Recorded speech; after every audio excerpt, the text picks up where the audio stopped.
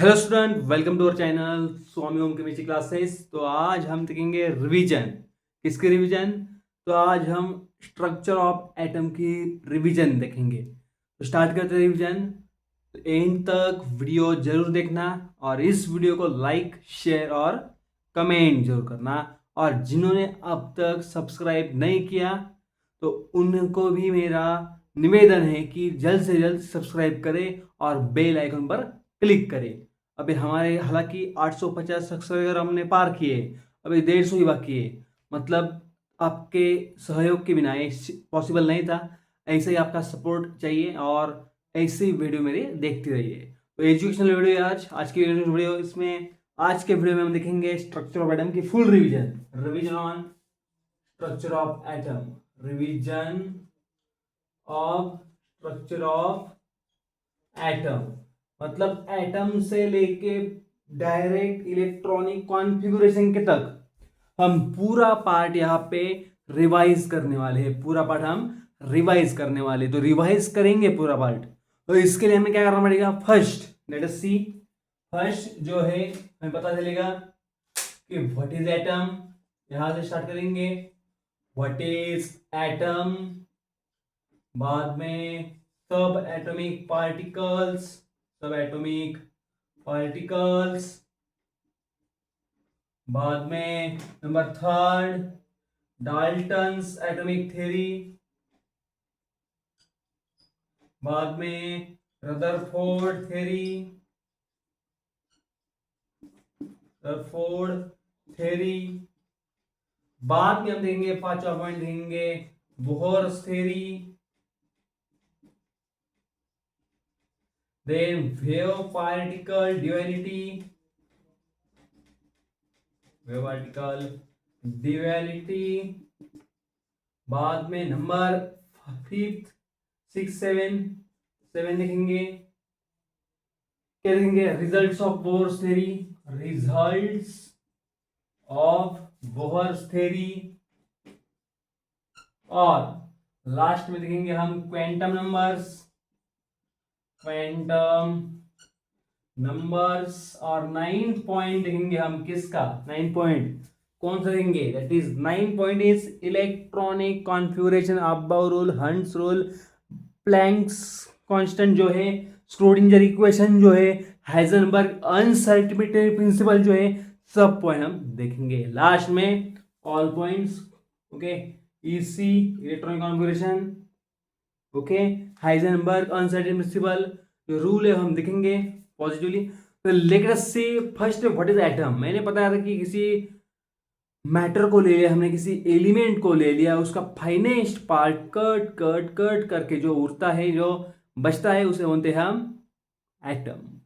तो there are three subatomic particles. There is one is proton, electron and neutron. कौन से है?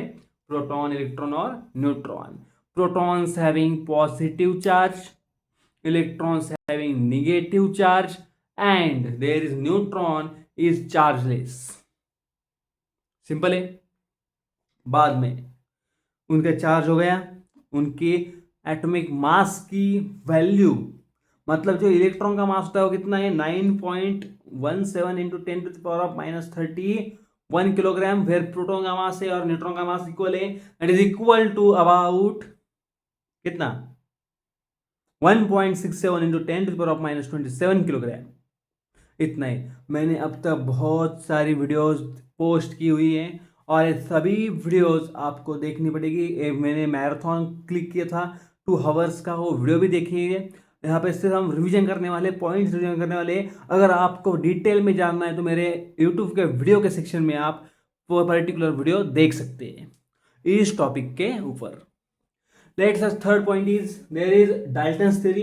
Dalton's ने क्या बताया कि ऐसा प्लैनेटरी मॉडल है, वैसा एटम का मॉडल है कि बीच में एक न्यूक्लियस, न्यूक्लियस के अराउंड चक्कर मारते हैं इलेक्ट्रॉन्स, उसने बताया। बाद में उसने बताया कि एटम कैसे है, वैकेंट स्पेस है, उसने बताया। बाद में थ्योरी है रदरफोर्ड थ्योरी, उसमें अल्फा रे स्कैटरिंग हुआ। अल्फा रे स्कैटरिंग होने के बाद क्या हुआ वहां पे फॉर्म?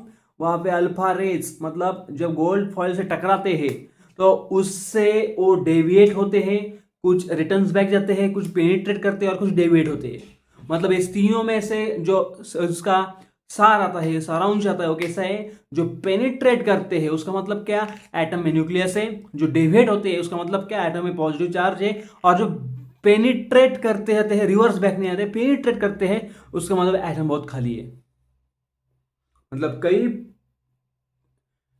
रेस जैसे डाइवर्ट होती है उसके हिसाब से हमने उसमें बताया कि उसमें क्या चीजें हैं। बाद में बोर्स थ्योरी, पोस्टुलेट बताया, बोर्स थ्योरी बताया कि फर्स्टली पॉजिटिवली चार्ज न्यूक्लियस है, उसके अराउंड इलेक्ट्रॉन्स रिवॉल्व करते हैं, और वो जिस सर्कुलर ऑर्बिट में रिवॉल्व करते हैं उसे हम बोलते हैं, क्या बोलते हैं उसको? ऑर्बिट्स बोलते हैं, और स्टेशनरी स्टेट्स बोलते हैं। ये बताया। बाद में और एक बताया कि अगर कोई इलेक्ट्रॉन ने एनर्जी गेन की, एनर्जी ले ली, तो एक्साइटेड स्टेट में जाता है, और अगर किसी इलेक्ट्रॉन ने एनर्जी छोड़ दी तो जाता है ग्राउंड स्टेट के ऊपर। कहां पे जाता है? ग्राउंड स्टेट के ऊपर जाता है। ये बताया। बाद में उसने बताया कि कुछ उसके रिजल्ट्स होंगे, बोहर थ्योरी कुछ रिजल्ट्स थे। रिजल्ट्स कैसे थे बोहर थ्योरी के? बोहर थ्योरी ने एक्सप्लेन किया कि जो रेडियस है आर्यन और एनर्जी, उसका एक रिलेशन बता दिया। वो कितना था? Late us see. रेडियस थी R N is equal to A into N square, and energy कितनी थी? N 1/n² into R H. अगर इसी को हमने डेल्टा ई ले लिया, क्या लिया? डेल्टा ई ले लिया, तो क्या आएगा इसका? R H into 1/n² minus 1/n² depend on sign, there is sign of the energies takes place. मतलब इलेक्ट्रॉन एनर्जी गेन करेगा या इलेक्ट्रॉन एनर्जी लूज करेगा, इसके ऊपर उसका चार्ज होगा। ये भी हमने बताया।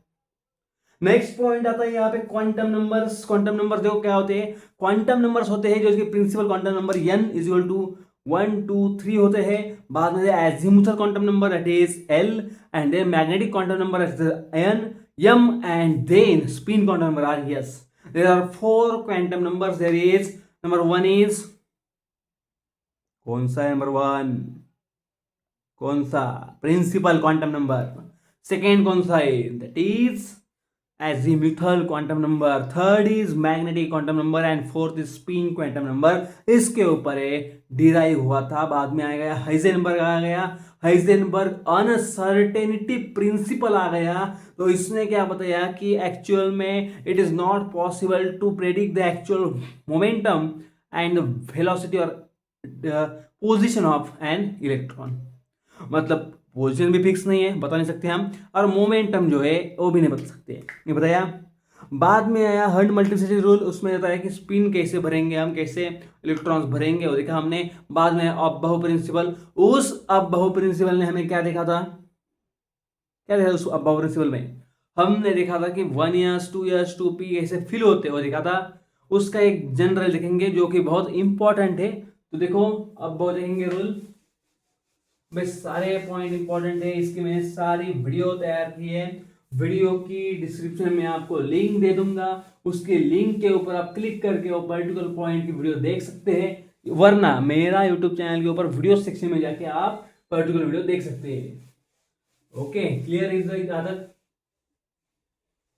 लेट्स सी अपबहु रूल।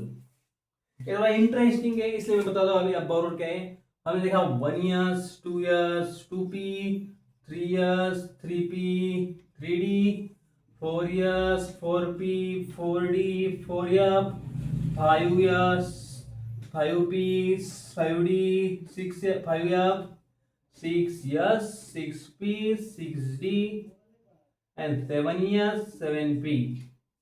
पहले 1s फिल होगा, बाद में 2s फिल होगा, बाद में 2p 3s फिल होगा, बाद में 3p 4s 4 फिल होगा, बाद में 3d 4p 5s फिल होगा, बाद में 4d 5p 6s फिल होगा, बाद में 4f 5d 6p 6 7s fill होगा, बाद में होगा फिल 5f 6d 7p।